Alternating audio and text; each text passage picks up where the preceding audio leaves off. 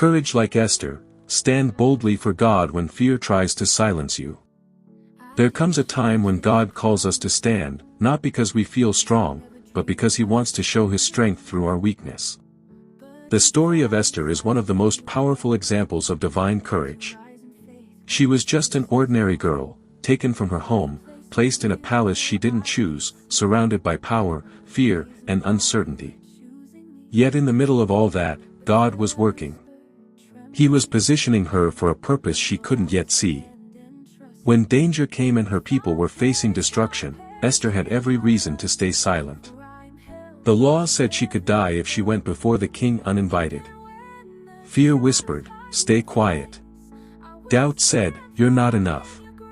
But faith rose up inside her heart and she declared, "If I perish, I perish." Those were not just words of bravery. They were words of surrender, words of trust, words that said, "God, my life is in your hands." And in that moment, heaven moved. The courage of one woman changed the destiny of a nation. That same courage still speaks today. Maybe you are in a situation where you feel powerless, where fear has surrounded your heart, where it feels easier to hide than to speak up. But God is saying, "I placed you where you are for a reason." Just like Esther, you are not there by accident. You are chosen for such a time as this. The people around you, the place you find yourself, the battles you are facing, all of it is part of a divine plan. Courage is not the absence of fear, it is choosing to trust God even when fear is screaming. When you decide to step forward in obedience, God goes before you.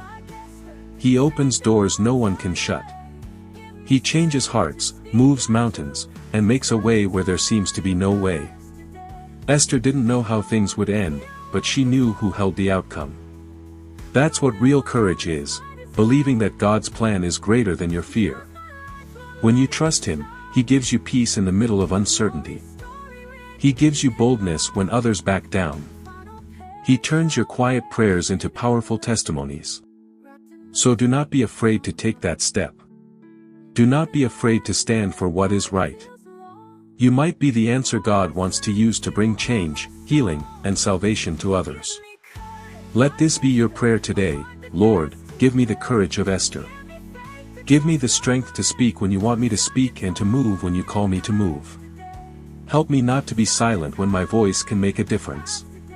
Even when I feel small, remind me that you are great.